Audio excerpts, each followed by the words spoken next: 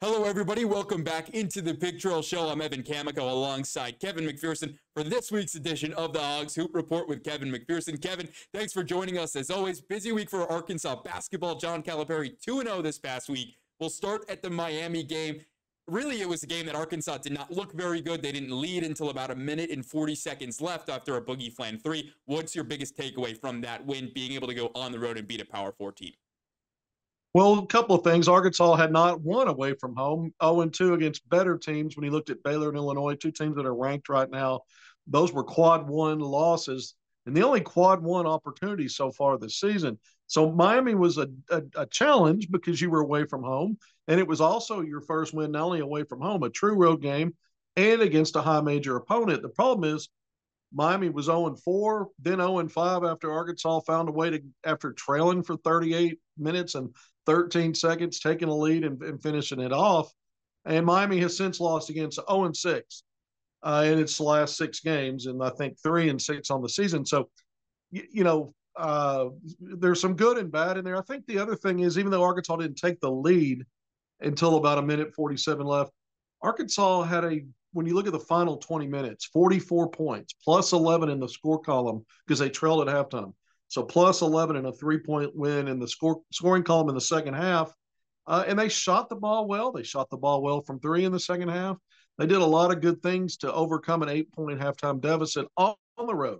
And so even bad teams sometimes find ways to win at home. And Arkansas finally got off the schneid in their away from home issues to get that first true road win. Now, again, it was a quad three win.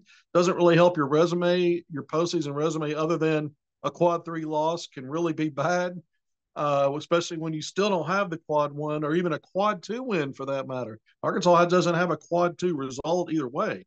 Arkansas 7 wins against been quad three and quad four. So to me, there were some obvious, I just went through it, some positives, but also, perspective.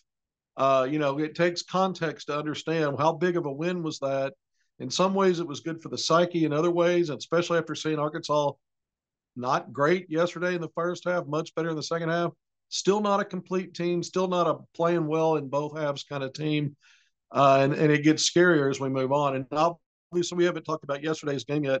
But the Miami part of it, you're 2-0 after this week, and you can say we went on the road and got one of those.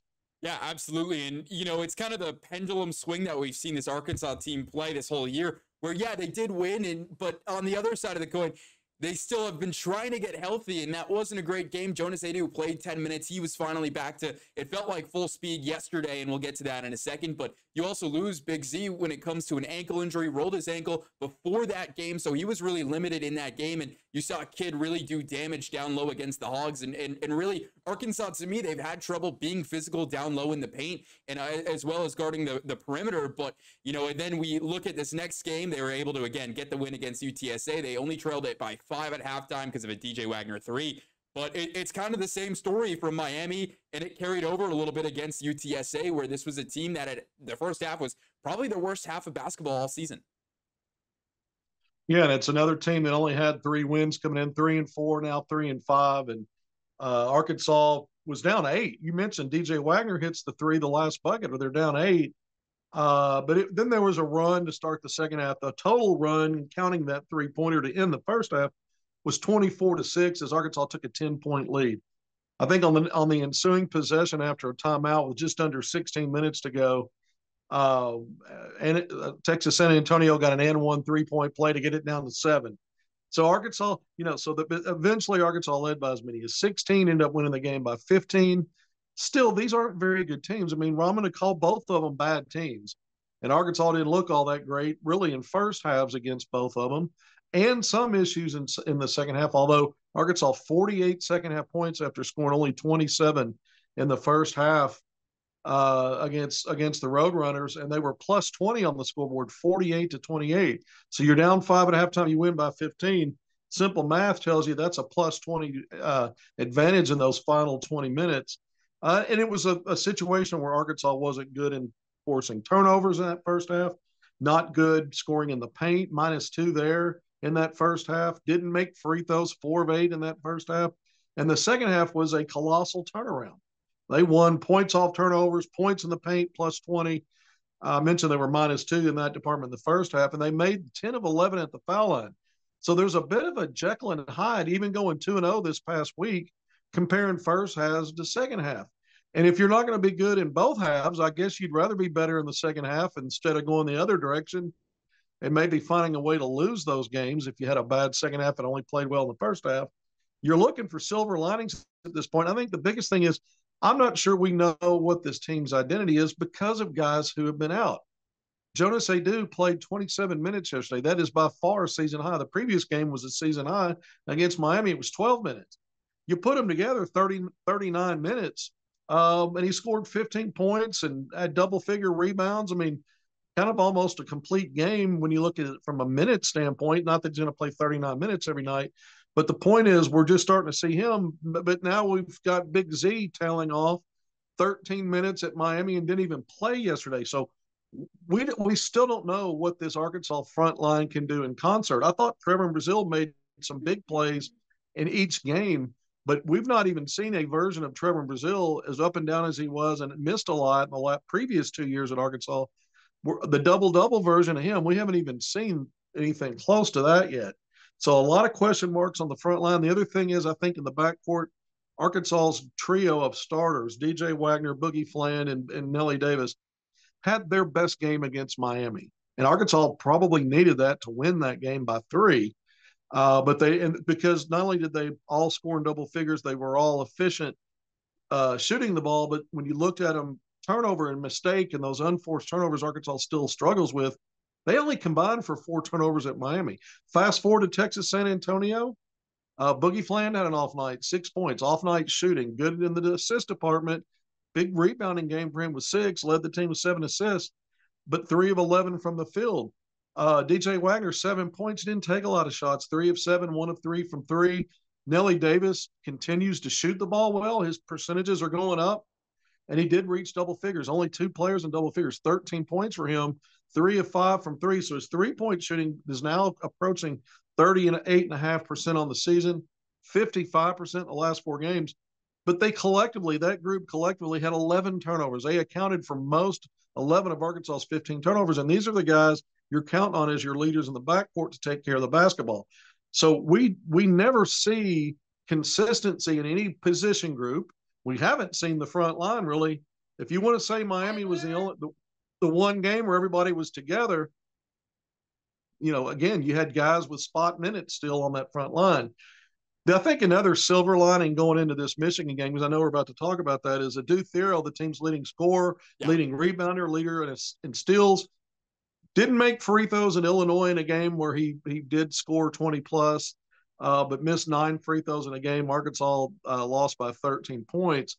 Didn't have a good game at Miami in the next outing and scored fewer than double figures and really struggled shooting the ball. Just had an off night. He bounces back against San Antonio with 26 points, 8 of 10 from the field. I believe he was 10 of 13 at the free throw line. So he did his job back at the line, improved there. But 10 big rebounds, a double-double, 3 assists, only 2 turnovers in his minutes. So he's getting things ramped back up. Nelly Davis is starting to thaw out. Adu Thero's ramping things up. Jonas Adu's ramping things up at the 5 spot. Again, I think what did he finish with yesterday? 8 points, 8 points, 7 rebounds. Mm-hmm. He had 8 points and 7 rebounds. So, and he had the first block shot of the game for Arkansas. So you're starting to see maybe his improvement at the right time as Arkansas got one more shot, Evan. We're going to talk about it. One more shot at a quality win in 13 non-conference games. That's it. One more shot.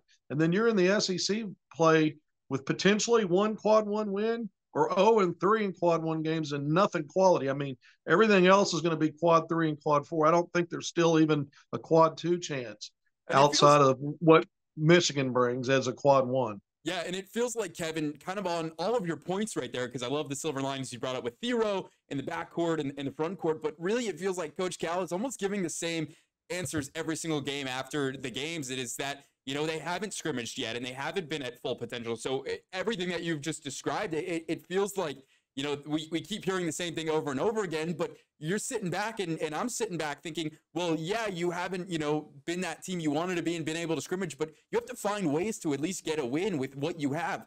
Cal said we cannot win games, and rough paraphrasing here, we cannot win games if all of our guys don't play well. Like, that's something that you don't almost want to hear from a coach. You want to hear, well, we're going to need one guy to step up if another guy. You don't want to hear as a fan or as somebody in the media that we can't win games and all of our guys don't play well. Then that goes back to, I think, the way that he's recruited this team and the way that he's put together the team, because you need, you're going to have guys that play and have an off night like Bookie did yesterday or a dude did earlier this week.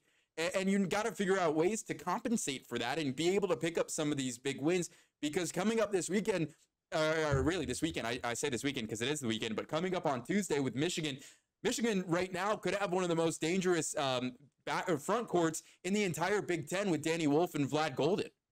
Yeah, they do. And you're right. Arkansas's roster, he designed it this way, 8 or 9 deep only. So if you've got some attrition due to injuries, you don't have next man up. If someone's having an off night, you can't afford for anybody to have an off night. There is really no next man up.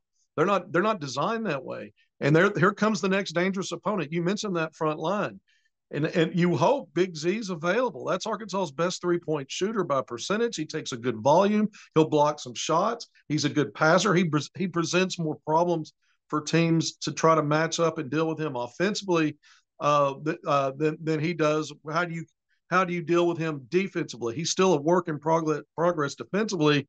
And then Jonas Adu's the guy, the all SEC guy, whose physicality, whose size, whose understanding how to play in these kind of games against that competition. He's the one you're really glad they've been able to ramp up to this point. You hope you get even more out of him in this upcoming matchup. You like to see Thero, who's had to play a lot of frontline minutes. With 3-4 combo, are you kidding? He's really your 4 in most of these lineups, and you want to see him a double-double. You're going to probably need another big game from him where he's hitting that glass and finding ways to score. All hands on deck. Again, you can't afford for your best players to be off, have an off night, and expect to win. Michigan is more like Baylor and Illinois. This is not Miami. And it's another neutral site game. It's New York City. It's the Jimmy V Classic. And then you've got Nelly Davis, who's starting to thaw out, but it's his former head coach, Dusty May. It's his former teammate, Vlad Golden, who's a double-double machine. So every time I look up, he's got 20 and 10 at least. And you mentioned Wolf. They've got another player that comes off the bench on the front line, Will Tschetter, a 6'8" forward that the previous Arkansas staff recruited, a good player and productive player. This is a Michigan team that will be ranked in the AP Top 25 come tomorrow. So it's going to be Arkansas's third crack at a ranked team and a quad one. They're ranked in the 20s, low 20s in net. So that's another quad one win opportunity. Ironically, Arkansas's 54th in net. So as long as they're outside the top 50 on a neutral site court, it's not even a quad one opportunity for Michigan. It's a quad two as it stands right now. For Michigan, for Arkansas, it is a quad one game. I know it gets a little confusing. Arkansas's got to find a way to get back to creating and winning these live turnover battles, get in transition, win points off turnovers, points in transition, and minimize the self-inflicted wounds on their other end on these turnovers that are really more about what Arkansas's mistakes they're making than the other team's defense generating them. Arkansas's got to grow those margins, continue to be competitive on the glass like they were against Illinois at the time, the number one rebounding team in the country. As bad as that game looked at times, it was really about the three-point shooting disparity, not the rebounding part, which was going to be a problem coming in. Arkansas hung tight there. Arkansas's got to stay competitive in the areas that aren't necessarily strengths and then have some blowout wins in these battles like turnovers and points off turnovers and transition scoring. They need to have big margins in those areas, I think. And then more balance from both backcourt and front court, giving positive impact and production like you saw against Miami in the second half, like you saw yesterday in the second half. It wasn't just one or two guys going off. It was several guys kind of joining in the fun and getting things going. You're going to need that, and you probably need your best game in both halves so far this year to win a game like this. Absolutely. And this is a Michigan team, Kevin, that's got a lot of momentum right now. They went up to Yeah. Madison, Wisconsin, which, in my opinion, is probably a top 5 place to play in the Big Yeah. Ten when it comes to how hard it is to win in Wisconsin. And Michigan won in Dusty May's first try up there in Madison. And that's a game where now this Wolverine team has some momentum and is able to carry over what they've done, because the Big Ten, they play 2 conference games in December before getting into the full slate in Yeah. January. But for you, the last question I'll ask you is, who is this the Arkansas player that has to have a big game if the Hogs want to go into Madison Square Garden and beat the Wolverines? I think it's 2. And we can describe big game differently. I think Nelly Davis needs to have a breakout game to help Arkansas in this one against his old coach and a teammate. I think Nelly Davis needs to kind of add more to what he's been doing these last few games. The last 4 games, 11 points, 55% shooting from threes, and 87% free throw shooter. It's just low volume. We need more volume and that efficiency. He's not taking bad shots, but they got to find ways to get him involved.